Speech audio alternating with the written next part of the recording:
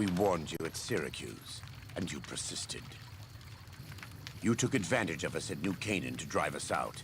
And like the dogs of Caesar you are, you followed us to Zion. And now you stand on holy ground, a temple to God's glory on earth. The only use for an animal in our temple is sacrifice. Kale wachane conserva o. You understand me, don't you? Don't you? Outman. Kunaman mad. He killed all Whitelegs. You talk. You stop!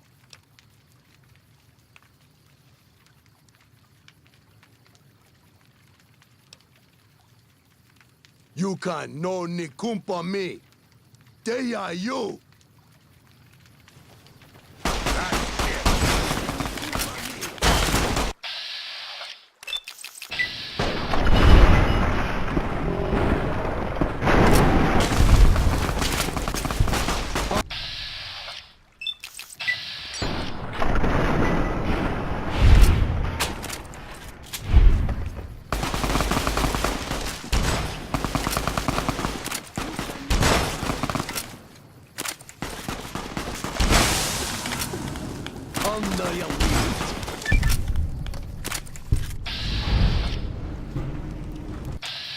It's the same end he would have met if he had died on his knees.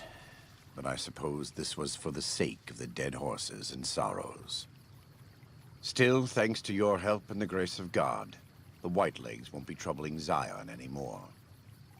Let's go find Daniel. Tomorrow we'll be here soon enough, and there is much to do.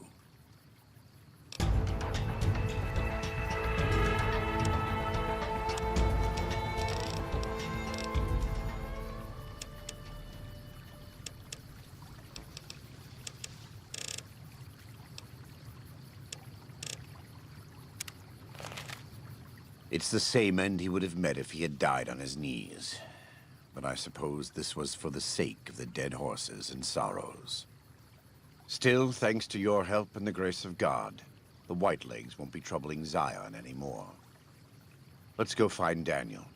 Tomorrow we'll be here soon enough, and there is much to do.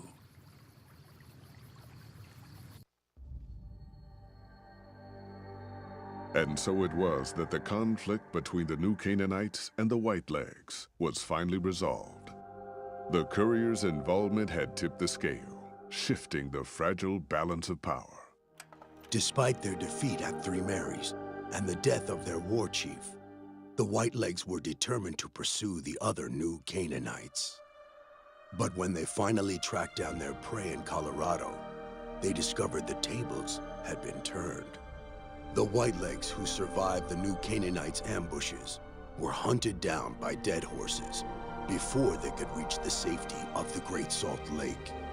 When word of the Whitelegs' diminished numbers reached the 80s tribe, war was declared, and by year's end, the Whitelegs had been wiped out. The Sorrows fought beside Joshua Graham and the dead horses, eradicating the threat the Whitelegs posed to Zion. When the courier and Joshua Graham felled Salt upon Wounds, their victory was celebrated with a great feast. The Sorrows' transformation from a peaceful, timid tribe into a proud and warlike people broke Daniel's heart. He tried to take solace in the knowledge that they would remain in Zion, but it was a small comfort. The Sorrows' innocence was lost. Having helped eradicate the Whitelegs from Zion, the dead horses returned to Dead Horse Point in triumph. They remained neutral toward the Sorrows, but as years went on, there were periods of competitive friction, even violence between the tribes. The New Canaanites, Daniel especially, intervened regularly as mediators, but found it difficult to reconcile the tribe's conflicts. The defeat of the Whitelegs in Zion marked a turning point in the fortunes of the Happy Trails Caravan Company. Every 2 months, the caravan met with the New Canaanites in Zion Valley to trade. Happy Trails soon returned to prosperity.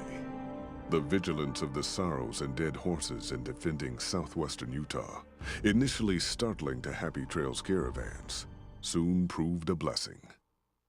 The tribes united against the 80s, driving them back from Highway 50, and thus opening yet another trading route for Happy Trails caravans.